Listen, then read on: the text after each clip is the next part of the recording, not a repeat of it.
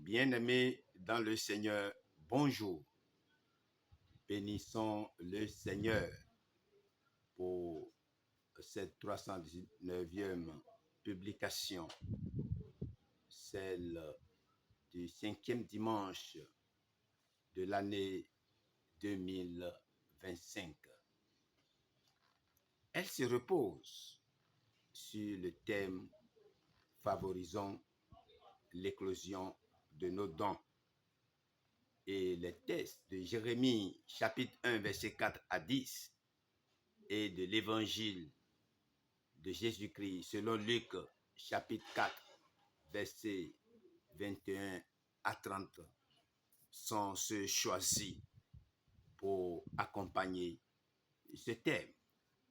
Et je vous dis, bien-aimés, que vous ne manquerez de rien de ce que vous pouvez avoir pour effectivement faire éclore tout ce que Dieu vous a donné. Les utiliser à la gloire de l'Éternel. C'est pourquoi je vous invite dès l'entame de cette activité que tous viennent, que tous prêtent attention et soient avec moi afin de bénéficier de ce que cela peut avoir comme positif dans sa vie et changer le cours de sa vie dans le nom de Jésus-Christ. Amen. L'Esprit Saint, l'Esprit de Dieu étant avec nous, tout se fera dans la parfaite gloire de l'Éternel. Alors, bien-aimés dans le Seigneur, favorisons l'éclosion de nos dons. Je vous dis que les talents et les dons que Dieu nous a donnés sont des cadeaux précieux que nous devons utiliser pour le servir. Notre Dieu attend de nous que nous les mettions en pratique pour sa gloire. À chacun, donc, ses dons et ses talents. Les dons donnés par le Saint-Esprit sont divers et variés. Nous pouvons lire. Il y a diversité de dons, mais le même esprit. Diversité de ministères, mais le même Seigneur. Diversité d'opérations, mais le même Dieu qui opère tout en tous. Or, à chacun, la manifestation de l'Esprit est donnée pour l'utilité commune. 1 Corinthiens chapitre 12, versets 4 à 11. Nous avons la grâce bien-aimée de pouvoir nous rendre utiles et ainsi servir de témoignage de son amour et de sa justice. Vous devez vous poser cette question et trouver la réponse parce que, comme j'ai coutume de le dire, il existe une place que chacun doit occuper et personne d'autre que vous ne peut jamais l'occuper. Vous avez une tâche à faire que personne ne peut accomplir et il existe une image parfaite de tout ceci dans l'esprit. Cette image vous est projetée souvent comme un éclair par divers moyens à travers vos sens dans votre conscience. C'est un idéal, c'est-à-dire ce qui donnerait une parfaite satisfaction aux aspirations du cœur et de l'esprit, qui vous distingue des autres et vous permet de réaliser ce qui n'a jamais existé ou d'apporter un plus, une touche particulière à ce qui existe. Il est la destination véritable de l'homme et se manifeste toujours en lui-même. Beaucoup sont dans l'ignorance de leur destinée et s'efforcent vers les situations qui ne leur apporteraient qu'échec et déception s'ils arrivent à les posséder. S'il en est ainsi, comment procéder alors? Bien-aimés, je vous dis que l'étape à franchir est de comprendre la vision de Dieu pour votre vie. Cela voudra dire qu'il faut prendre le temps de prier et de chercher la direction de Dieu pour votre vie. Nous avons le cas de Joseph, Jérémie, Gédéon, Daniel, pour ne citer que ceux-là. C'est en cela il est utile de lire la Bible et de chercher les passages qui parlent de la vocation, du plan et de la destinée que Dieu a pour nous. En comprenant la vision de Dieu pour notre vie, nous pouvons dire que nous sommes sûrs d'être sur la bonne voie pour la gloire de Dieu.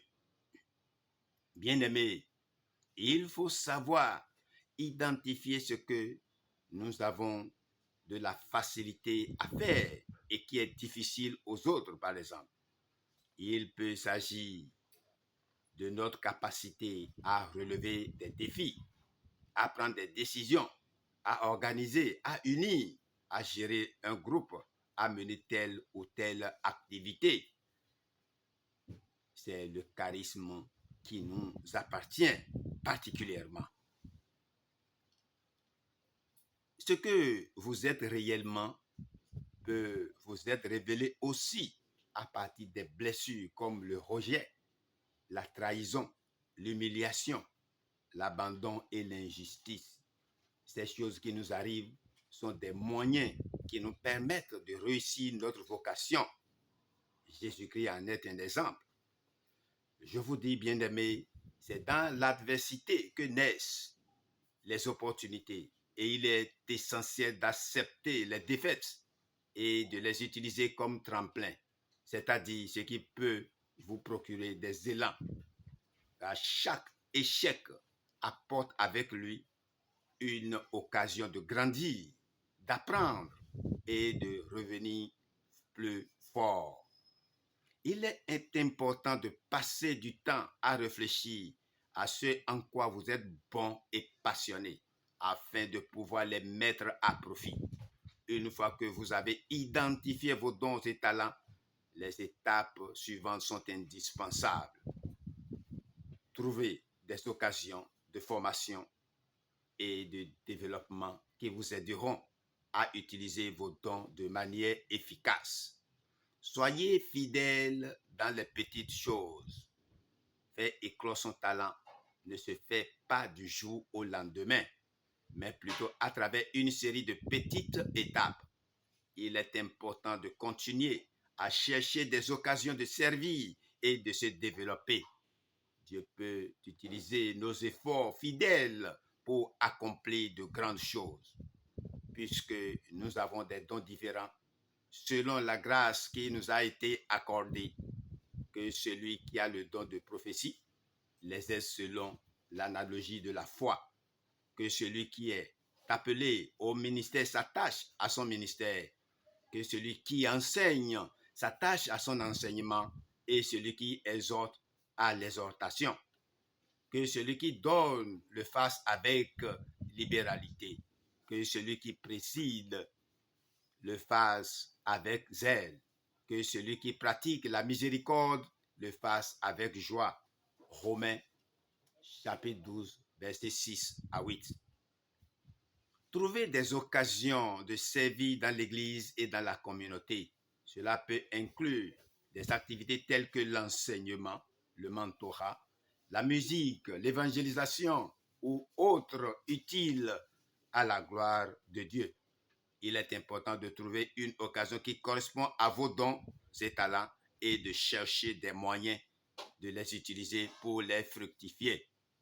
Pour finir cette explication, bien-aimé, retiens que la magnanimité est ce qui caractérise un héros.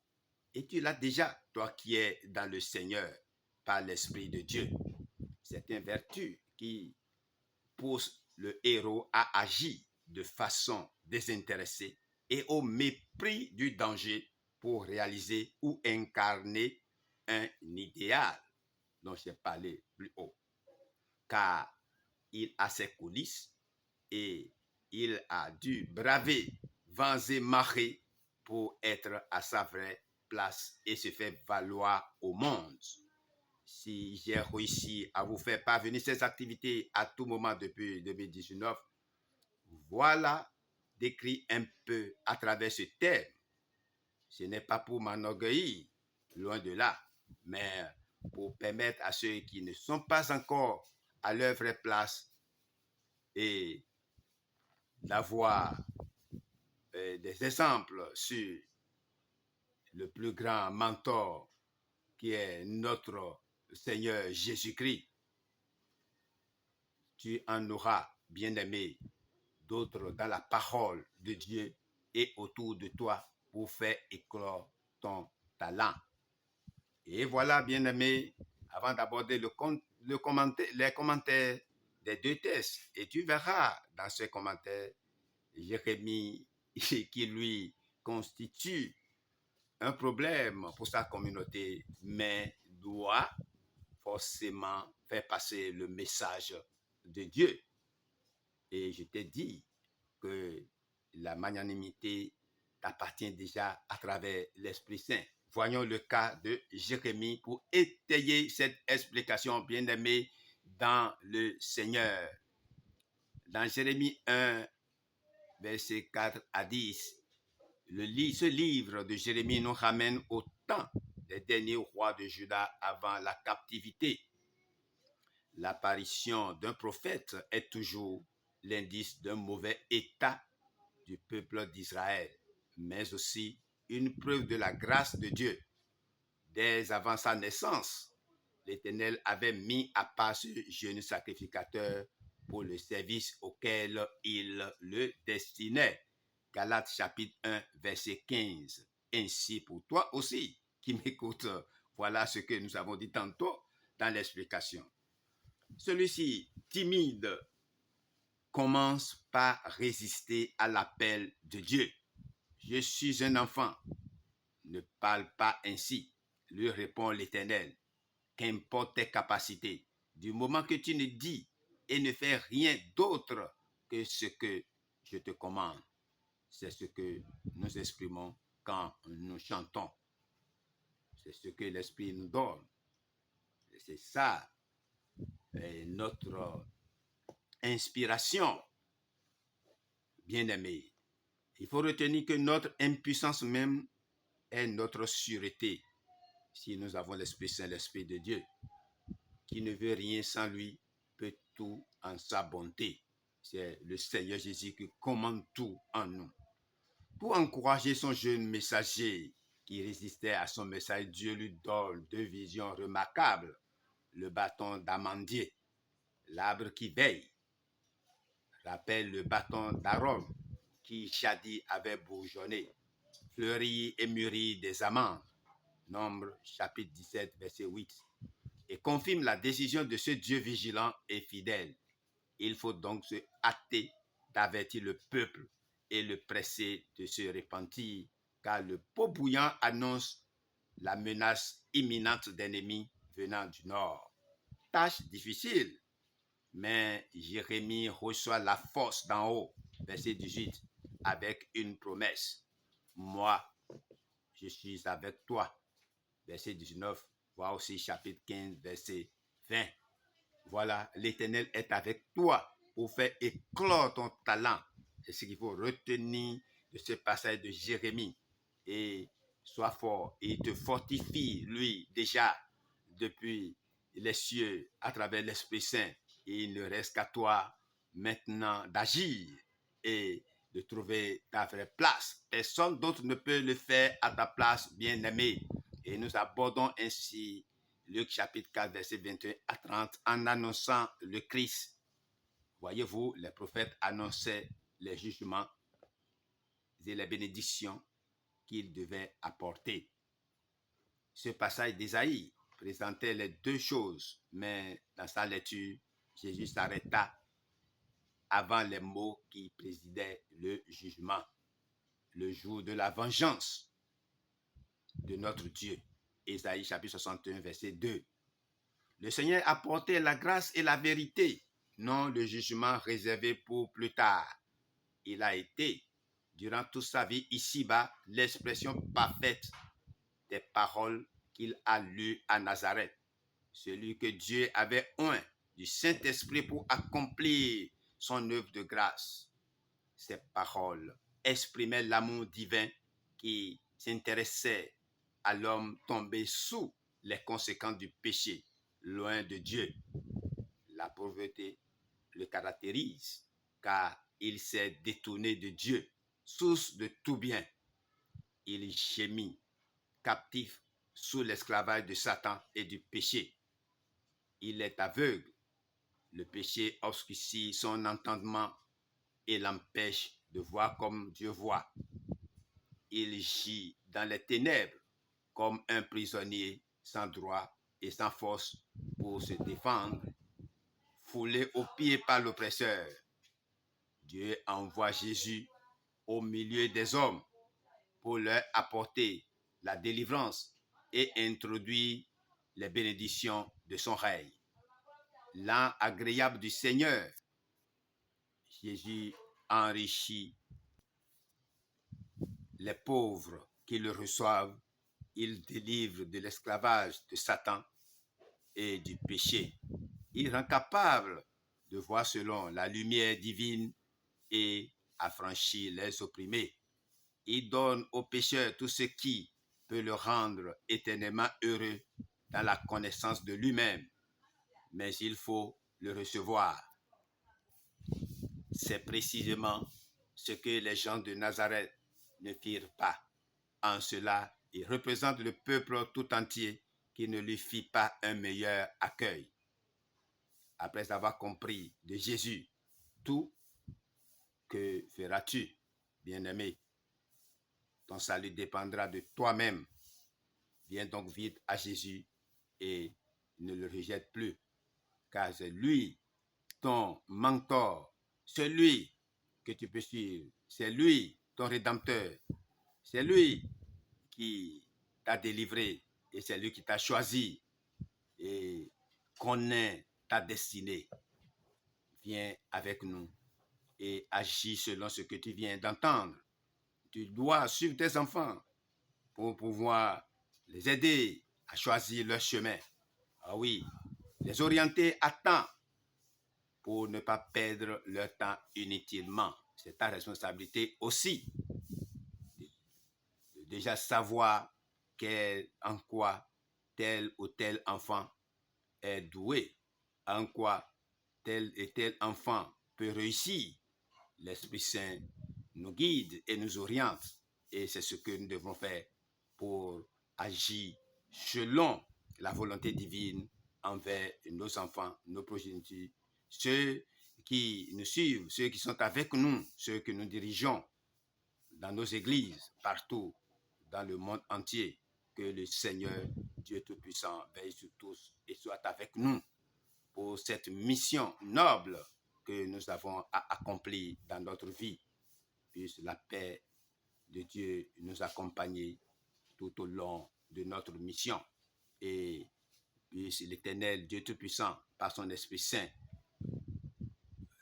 réveiller en vous tous vos dons qui sommeillent encore et qui doivent être révélés afin que vous puissiez accomplir votre mission. Si c'était au nom de Jésus-Christ, nous avons prié. Amen. Ne tardez pas à nous faire savoir vos commentaires après avoir écouté ces enseignements. C'est avec plaisir que nous allons les recevoir et vous êtes bénis ce faisant en partageant ces activités pour aider beaucoup à sortir de l'ornière et véritablement se faire valoir au monde entier au nom de notre Seigneur Jésus-Christ. Amen. Votre bien-aimé Ngbo Denapo, Ignace des Églises des Chérubins et Séraphins, je vous remercie et à très bientôt pour d'autres activités dans le Seigneur.